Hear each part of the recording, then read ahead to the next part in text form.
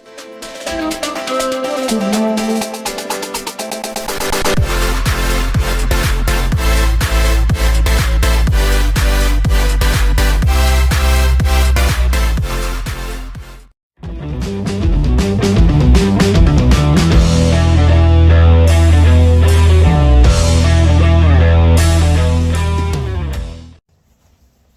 time to talk a little volleyball now, Coach Barkley. And Coach, yesterday I got to watch you guys play at Gadsden City, and you was not a happy camper for a few moments there in that first set, but then you guys kind of flipped the switch there in that second set. Then I had to leave after that, but I'd heard you took care of business against Etowah even before that. But just take us back through last week or the last time we talked and how you girls have been playing. We've been playing okay. Still working on getting back in rhythm after having some out sick. I noticed Evelyn was there yesterday. Yeah, she's back in the game. But we like to play fast, and so when somebody's been sick and been out, you got to kind of work back through those those kinks. But we were playing pretty quick last night, and enjoyed the game. Yes, the first set against Gadsden City did not. We kept serving the ball out of bounds, but, and that happens. But anyway, teenage girls. How good is that to see that and be able to coach against that and have it on film? You say, hey guys, if we don't focus, right, this it can helps. happen. We a couple years ago decided when we got put out of the state tournament by Montgomery Christian, we wanted to come back and be able to focus on, okay, what was different between that game and how we played, and it was the speed of the game. And you and I have talked about that several times. And so when like last night, in that first set, Evelyn was getting blocked several times, and I said, Evelyn, why are you getting blocked? Can you talk me through it?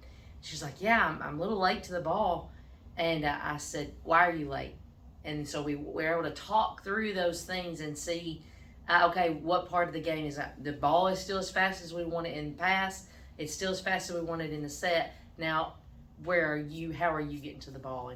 And so if we can have all those things firing together and see that on film, it really helps us out. Let's talk about your setter, Barkley. She's very special. Not related though, right? That's No, Sean's yeah. daughter. So, but let's talk about her a little bit. She's kind of the quarterback of the team out there, and I've watched some really good setters over the last few months, whether it be Macy Lee or Vandergriff at Guntersville. But she is on par with. I'm not saying she has the accomplishment she has, but just skill set wise. Both of my setters they take their 3 rotations and they quarterback it. Yeah.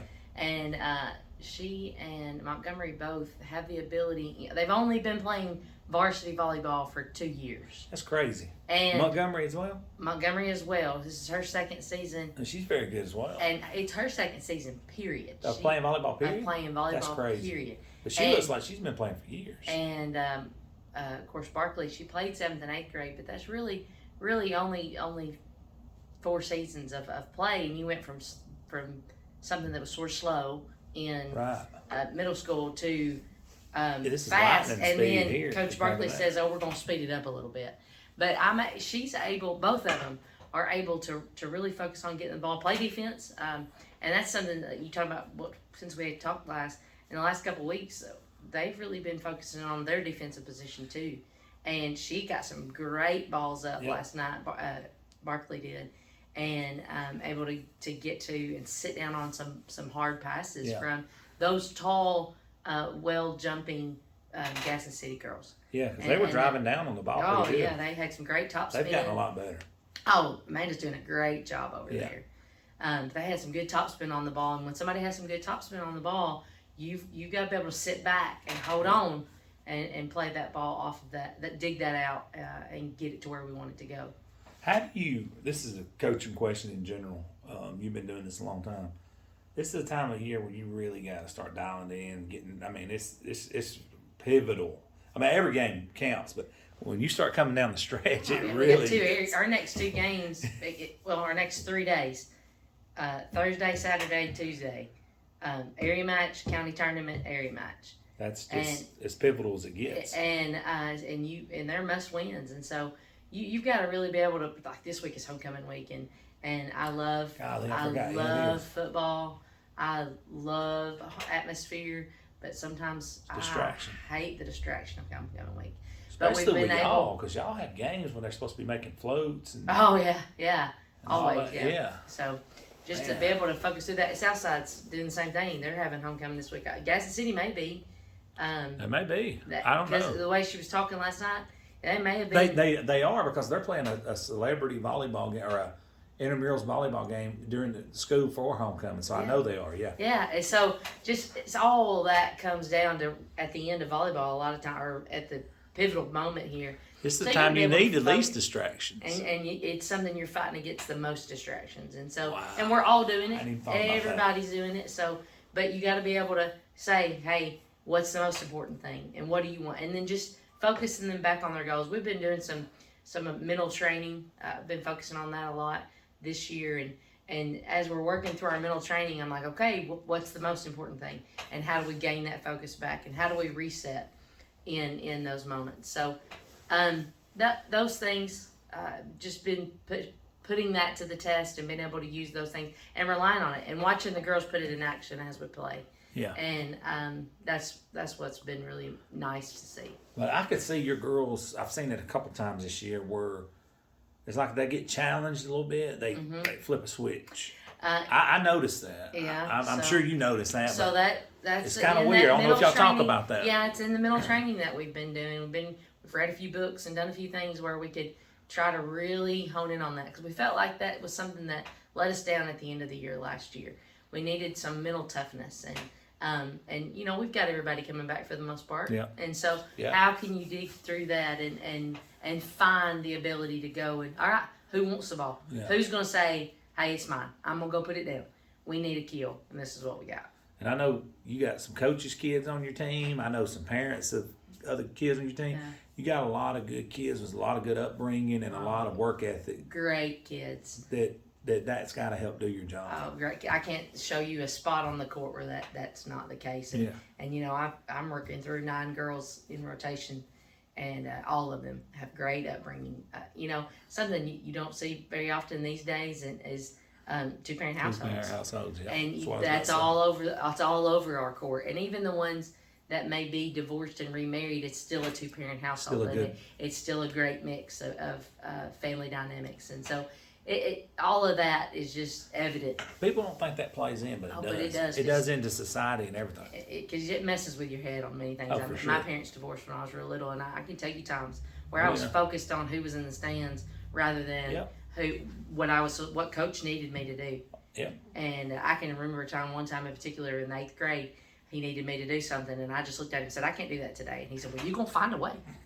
You're going to do And it. I thought, okay, yes, sir. Yes, sir. You got it. I got so, you. you know, and that a lot of my kids aren't worried about those aspects of it like I was, and like so many others are. And so I take that for granted sometimes, I know. But, great kids, great upbringing. And they're happy to be where they are. Yeah. They're enjoying what's going on around them at the moment. The definition of being where your feet is, which is good. Yeah. That's good. Coach, a couple more things, and I'll let you get out of here. The distractions and all that, you still got to dial it in and get your job. To talk about the main focus on this week right here. So main focus this week is how do you play through a block, because that's what we're fixing to see a lot of tomorrow night when we go to Westbrook again. Yeah, they're long and rangy. Go long, those long rangy arms. Be able to play through that. So you got to focus on. All right, expect that. That's a part of the game. Go watch a lot of college games. Block is big. So go. How do you play out of that? Where you go from there, and then don't let the distraction of the week play into that game, and then keep pushing, because you don't want your best volleyball to have already been. That's right, for sure. You want your best volleyball to be yet to come. It's coming up. It's coming up. We're gonna play our best coming up. Yeah. So that's our mantra over the last couple of weeks. And then final thoughts. Could be anything. So we moved a game from next week. State Department put out they wanted all the area games done by Thursday, or before Thursday, by Wednesday. We had to move that game up. We got fall break coming up, so now it's on Monday. It's on Monday. So we don't ever play on Monday, but I'd love to pack the stands for that game. Yeah, because there won't be much going on that day. Or maybe a JV game or football or no. I don't really know anything else that's going on. There may be some. Normally they moved it Tuesday when they don't play, but I don't know. But I'd love to pack the stands for Ohatchee. Yeah. They had a loud environment when we were over there couple weeks ago, and I'd love to pack the stands for that game. So come on out and support these girls and yell for these girls. We've played them twice already and split with them, so we need to win this. No, this is a huge one. Yeah, you're hosting it. So. Yeah. Well, Coach, I appreciate you sitting in with me. Thank you so much. Yes, sir. All right, we're sitting in with the legendary Coach Bailey Blanchard. Coach, last week was rivalry week. You guys took on Hoax Bluff. Tough game. I'm sure you had some coaching moments out of it, but just take us back to last Friday night if you don't mind. Hoax Bluff's a good football team, and it is what it is. Coach Rob did a good job getting those guys ready. They were fired up to play. I thought we did a good job of getting our guys ready, and sometimes it's just not your night. Friday night was not our night. We Bryce Whitaker, he is a heck of a player. He ran the ball really hard, and it was hard to tackle him. He's real slippery, and he's a fast kid, and he runs behind his pads, and so we had trouble tackling him, and we're going to get that fixed. And there's a lot of good coaching points from that. Offensively, we just didn't sustain drives. We were put in some bad predicaments, got ourselves in some penalties and stuff like that, and that was some stuff that was probably out of our control. But it is what it is. You just have to control what you can control, and we just got to keep fighting every single play, and got to get plus yardage on every play. We can't be third and long, and so that kind of hurt us. But we did have some sparks on special teams though. We had a kickoff return, 99-yard kickoff return for a touchdown. They had a fumble on their kickoff return that we scooped and scored, and so there were some positives. And Alex Hudson broke a big run there towards late in the game. That kind of helped us get back in a little bit and gave us some hope. But just a lot, like you said, a lot of coaching points from that game that we can use. And rivalry game, but ultimately it doesn't matter towards our trying to get in the playoffs. So that's a good thing. The good thing is you still have everything in front of you that you want still intact. Yeah. The bad news is you did lose the rivalry game. Yeah. And the other good news is you get a lot of coaching points. Absolutely. Well, and then like I said, I talked with the coaches, on Sundays. The two teams we've lost to this year, Westbrook, who I fully believe will be in the playoffs, probably deep in the playoffs, and and then Hoax Bluff is for a playoff team, and so like our two losses are not like they're bad losses. Yeah. That's two really good teams. Now I wish we were undefeated. Obviously, every coach in America wishes they were undefeated, but the two losses we have, it's two pretty good teams, and but I was proud of our guys. They kept fighting to the end, and they did, and they didn't show any quit in them. And that's what I'm proud of, and that's something that we're trying to change here, the culture of all that kind of stuff too. So I'm proud that they didn't quit, they didn't give up. And in the locker room, it wasn't a funeral in there or anything. It was, hey, wipe this off, let's get to work, and we got a very important one on Friday. Speaking of which, it's Weaver coming. You guys are taking on Weaver, correct? Mm-hmm. People don't think Weaver's good or got athletes. Just turn on the tape. Last year, they were some of the most explosive athletes. Yeah. That we had seen, and they get in a four-man tie for a playoff spot there. Yeah. It's crazy what all's transpired there this year, which I'm not getting into all that, but it's still a very dangerous team, and y'all really got to focus to beat this team. Absolutely. Weaver's always got those, 2 or 3 guys that can go, that can make plays, and their quarterback's good. He's the brother of number 4 from last year, who was a very good player, and then, that quarterback last year was a heck of a player.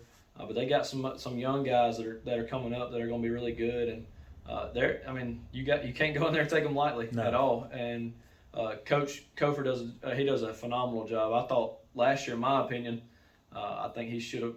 If he didn't, I think he should have won Coach of the Year in the region or in Calhoun County or something for what he did. I mean, they started off the season and they got to us and went on a winning streak and got themselves in. So I think he did a phenomenal job. And a lot of those kids are still there. Yeah, a lot of those kids are still there, and they got some. Like I said, they got some young guys coming up that are going to be really good. And we just got to go out there and play physical and bring it to them. We got to be able to control the O-line, D-line, and do what we can do. How do you coach letting that one go? Which y'all have done a good job of it earlier this year now. Yeah. But how do you coach that? I just the biggest thing is like we told them. Yes, it's a rivalry game. Yes, it's important around here. But ultimately, they're not in our region. It doesn't affect us. Let's keep moving forward. All of our goals are still out there, like you said. We win this one, and you win the next one, and you keep rolling off wins. You find yourselves in the playoffs, and this, you can get yourself in the playoffs. Sure. You never know what can happen. Yeah. Depending on matchups and things like that. So you never know. And injuries, and I don't ever want injuries to happen, but it's football, it's a physical sport. So Everybody's 0-0. exactly. So that's what we've been, preaching to our kids. And this is a big moment for us on Friday night to turn things, in the right direction from the past 10 years and get ourselves back in the playoffs. And we told them, you have a chance to put 2025 on that wall out there, and the last one for playoff appearance was 2015. So I think that fires them up. And we got a good group of senior leaders that have kind of, hey, man, we got to get back focused. And it's homecoming week. So, that's, as a young coach, I'm learning homecoming week and all that stuff. But they've done a good job so far. Well, a couple more questions. I know you got guys coming in, so I'll try to be brief. But when you took this job, you and I sitting here and talked, and you talked about, man, I think we can do something here year one for these seniors. Like, some people in the community may be like, man, this guy crazy or whatever. But no, we're sitting here over halfway through the season. Yeah. And you still got all that right there still in play. Yes, sir. A lot of times in the past, that'd already be, all right, that's over. Let's get the basketball out. No, well, you still got it all right here. How awesome is that, first of all? And second of all, how do you go complete that journey and complete the task you sat for? It feels good. I mean, it feels good to be in that position. And, the people that might have been naysayers or whatever, they weren't in here with us during the summer workouts. They didn't put the time in that us coaches have put in and these players have put in. So, like we talked about all the time, they can say what they want, but they're not in here with us. They're on the couch. They don't see they don't see all the stuff that goes into it. They don't see everything that goes into it and how the players act and interact. And I've told you, man, the locker room's a lot of fun. We got a bunch of characters in there, and they bond well together. It's a brotherhood. And but like you said, to finish this thing off, we got 5 more games, 5 region games because of the 9-team region. Insane. So it's brutal. But if we can just, like I said, control what we can control, and play our brand of football, and play physical, and play fast, and play tough, and just go 1-0 each week. That's all we're worried about. We're not looking to the 10th game, the 7th game. We're looking at this Friday night, and these guys know that. And like I said, they've done a good job this week. Homecoming week in Etowah County is crazy. I've never experienced it till I first got here. Dude. But the kids, I told them, I want y'all to have fun. I want you to enjoy your high school experience, but don't do anything dumb. Yeah. Because the most important thing is those, Friday night under the lights. People don't understand, like, their most important thing is winning this game, because if you go do all this stuff prior and lose the game, it's a sour taste. Exactly. Well, you could put an exclamation point on it. Absolutely. And it's going to be fun. We're going to honor the 1979 semifinal team, That's the awesome. 1993 semifinal team, and the 2014 semifinal team. So it'll be a fun night of a lot of people that helped lay the foundation for Glencoe football, and I told the kids that. And just excited to see those people. Coach Darnell is going to make an appearance here, and so legendary coach. Yes. Coach Brian Mintz hopefully will be here as well. Coach Osment hopefully. So just a lot of good coaches, a lot of good players that'll be here on Friday night. So we're hoping to put on a good show for them. But we got a tough team, and Coach Kofor does a really good job over there. And he's got some good assistants. I know some guys over there that I grew up with, and they're good coaches. So we gotta come with it Friday night. Yeah, no doubt. Well, Coach, before I shut it down, I always like to kick it back to you. Just final thoughts, and it could be anything. Like I said, everything's still out there for us. It can't be like we talked about last time. The sky is falling after a loss. We're 3-2. No chicken little. No chicken little. We're 3-2 with a good opportunity to go 4-2 Friday night, hopefully, and get things back on track and keep it rolling. So hopefully that after we talk next week, hopefully we're celebrating a win and getting ready for sacks and all that stuff. But just excited for the guys and just want them to keep believing. Brother, I appreciate you. Thank you so much. Thank you.